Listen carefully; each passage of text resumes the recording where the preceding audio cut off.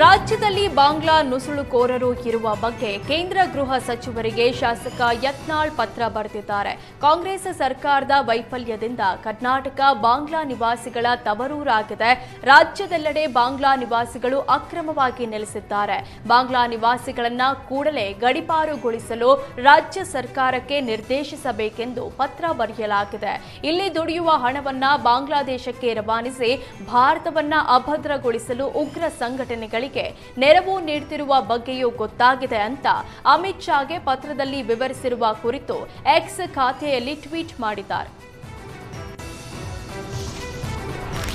ಬೊಂಬೆ ನಾಡು ಚನ್ನಪಟ್ಟಣದ ಗಂಗೋತ್ಸವ ಕಾರ್ಯಕ್ರಮ ನಡೆಯಿತು. ಕಾರ್ಯಕ್ರಮಕ್ಕೆ ಆಗಮಿಸಿದ ಬಿಗ್ ಬಾಸ್ ವಿನ್ನರ್ ಗಿಲ್ಲಿ ನೋಡಲು ಅಭಿಮಾನಿಗಳು ಮುಗಿಬಿದ್ರು.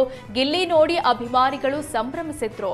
ಈ ವೇಳೆ ಸ್ಟೇಜ್ ಮೇಲಿದ್ದ ಗಿಲ್ಲಿಗೆ ಶೇಕ್ ಹ್ಯಾಂಡ್ ಮಾಡಲು ಅಭಿಮಾನಿಗಳು ಮುಗಿಬಿದ್ರು. ಈ ವೇಳೆ ಅಭಿಮಾನಿಗಳನ್ನ ತಡೆದು ವೇದಿಕೆಯಿಂದ ಪೊಲೀಸರು ಕೆಳಗಿಳಿಸಿದ್ರು.